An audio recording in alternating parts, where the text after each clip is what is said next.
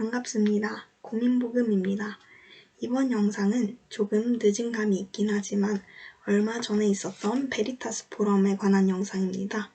강연의 간략한 요약과 더불어서 제가 했던 질문에 관한 보충 설명 영상입니다. 바로 시작하도록 하겠습니다. 이번 강연 주제는 AI에 비추어 인간이란 무엇인가 였는데요. 강연은 조슈아 스와미다스 교수님께서 해주셨습니다. 바로 요약을 시도해 보겠습니다. 먼저 이거는 마인드에 관한 이야기로 시작이 되는데요. 이 마인드는 사실 번역하기가 굉장히 난해합니다. 그래서 이제 정신으로 할지 생각으로 할지 저도 잘 판단이 안 돼서 그냥 여기서는 마인드라고 그냥 넣겠습니다. 그래서 인간은 마인드가 있고 그러나 AI는 마인드가 없다. 이걸로 시작을 합니다. 그러면서 이제 AI에 관한 3가지 질문으로 넘어가는데요.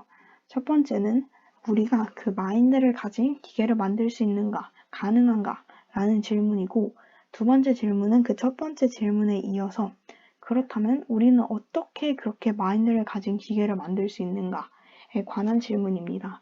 그리고 세 번째는 만약 그렇게 기계가 마인드를 가지게 되었다면 우리는 그것을 어떻게 할 수 있는가? 이런 질문이죠. 그리고는 이걸 이어서 챗GPT에 관한 내용으로 넘어갑니다. 아주 간략하게 설명을 하자면 챗GPT는 이제 확률에 의해서 작동되는 것이고 그럼에도 불구하고 굉장히 탁월하다. 이런 얘기가 주로 있었던 걸로 기억을 하고요. 그에 이어서 튜링 테스트에 관한 이야기가 나옵니다. 튜링 테스트는 너무 유명하기 때문에 제가 굳이 따로 설명을 하지 않아도 될 것 같습니다. 혹시 궁금하신 분이 계시다면 잠시 검색을 하고 오셔도 좋을 것 같아요. 어쨌든 그런 튜링 테스트에서 이제 중국어 방이 있잖아요. 중국어를 아예 모르는 사람이 중국어 방에다가 번역을 맡겼는데 그 안에서 이제 중국어를 또 하나도 모르는 사람이 사전 같은 걸 막 찾아서 그냥 그 규칙대로 했는데 밖에 있는 사람은 그거를 몰라도 그냥 안에 있는 사람은 당연히 중국어를 잘하겠구나. 이렇게 판단하게 되는 간략히 설명하면 그런 것인데요. 그걸 통해서 이제 외부 동작만으로는 기계의 마인드가 있는지 알 수가 없다. 이런 얘기를 합니다. 그러면서 이제 튜링 테스트가 기계의 마인드가 있는지 없는지 판단할 수 없다. 그러나 또 인간의 두뇌는 일종의 컴퓨터, 그러니까 위에서 말한 중국어 방처럼 작동한다. 그렇기 때문에 중국어 방, 즉 기계에도 마인드가 있을 수 있다. 대략 이런 얘기를 합니다. 그러면서 이렇게 된다면 이제 인간의 두뇌와 기계가 모두 그 중국어 방처럼 작동을 하기 때문에 차이가 없어지는 거예요. 그래서 이제 신학적 관점으로 넘어갑니다. 그렇게 되면 이제 하나님의 형상이라는 개념을 끌어오는데요. 인간은 이제 마인드를 지녔고 그리고 하나님의 형상으로 본질적인 가치와 존엄성을 가진다. 이러면서 이제 AI와 인간의 차이점을 피력하는 겁니다. 그러면서 이제 또 드는 한 가지의 의문점? 그런 거는 이제 만약 하나님께서 기계에게 하나님의 형상을 주셨다면 이런 내용도 있고요. 그러면서 이제 덧붙이시는 말씀이 AI의 가능성을 너무 무시하지는 않아야 한다. 그러면서 이제 마지막으로 그럼 인간이란 무엇인가? 이렇게 강연이 끝나는데요. 사실 저는 이제 약간 제 맘대로 좀 이렇게 아주 단순화 시킨 거라서 이 풀 버전을 보고 싶으시다면 베리타스 포럼 유튜브에 가시면 전체 영상을 보실 수 있습니다. 아무튼 이렇게 강연 내용은 대략 이 정도로 마무리하겠고요. 제가 했던 질문에 관해 추가 설명을 해보도록 하겠습니다. 제가 했던 질문은요. 오늘 강연 주제 중 인간이란 무엇인가는 이미 존재하고 있는 인간에 관한 물음이다.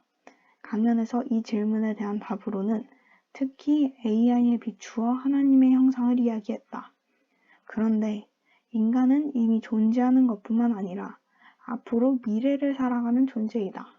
그렇다면 AI에 비추어 인간은 어디로 가는가? 다시 말해 신학적으로 하나님의 형상인 인간이 살아가야 할 미래의 삶은 AI에 비추어 어떠해야 하는가? 이게 제 질문이었는데요. 이게 사실 한 문장 그리고 한 단어가 오류 없이 그대로 번역되어서 전달이 됐어야 하는데 아무래도 이게 단번에 이해돼서 제대로 통역이 되어서 이렇게 원활하게 전달되기는 쉽지 않았던 것 같아서 조금 더 이렇게 추가적으로 설명하는 영상을 찍게 되었습니다. 이게 어떻게 된 질문이냐면요. 먼저 이걸 하면서 제가 몇 가지를 찾아봤었는데 그 인류학에서 자주 하는 질문이 우리는 어디서 오는가? 우리는 누구인가? 우리는 어디로 가는가? 이거라고요. 물론 출처가 검증된 건 아니지만 아무튼 검색하면 이렇게 나오길래 저는 이거를 이제 써봤습니다. 그래서 이제 우리는 어디서 오는가? 이걸 이제 강연에서 하나님의 형상으로 얘기를 했고 우리는 누구인가? 인간. 이렇게 대답을 했고 물론 그 인간이 누구인가로 다시 넘어갔긴 하지만요. 아무튼 그래서 세 번째 질문인 어디로 가는가? 저는 여기에 조금 더 초점을 맞췄습니다. 이제 제가 청소년으로 사전 질문을 했던 거기도 하고 그럼 이제 미래에 대한 관심이 좀 있어야 될 것 같아서 그렇게 해서 이제 어디로 가는가에 초점을 맞췄고요. 그래서 이제 여기 화면에 보시면 미래를 사랑하는 존재 이게 그 말입니다. 아무튼 그래서 질문 그대로 오늘 강연에서는 이미 존재하고 있는 인간에 관한 물음에 대해 이야기를 했는데요. 인간은 이제 계속 앞으로 미래를 살아가야 하잖아요. 근데 이제 AI에 비추어 인간은 하나님의 형상이다. 이렇게 얘기를 했기 때문에 강연에서 그렇다면 신학적으로 이제 하나님의 형상인 인간이 앞으로 살아가야 할 미래의 삶은 AI에 비추어 어떠해야 하는가? 네. 사실 이게 엄청나게 명료한 질문은 아니지만 아무튼 제가 얘기하고 싶었던 것은 대략 이런 내용입니다. 아마 현장에서는 조금 잘 전달되지 못한 부분이 있어서 이렇게 조금 추가 설명을 해보았고요. 혹시 이런 제 질문에 관해서 더 나눠주시고 싶은 내용이 있으시다면 댓글로 자유롭게 나눠주시면 감사하겠습니다. 네, 그러면 오늘 영상은 여기서 마치도록 하겠고요. 다음 영상은 좀 더 재밌고 현장감 있는 영상으로 돌아오도록 하겠습니다. 감사합니다.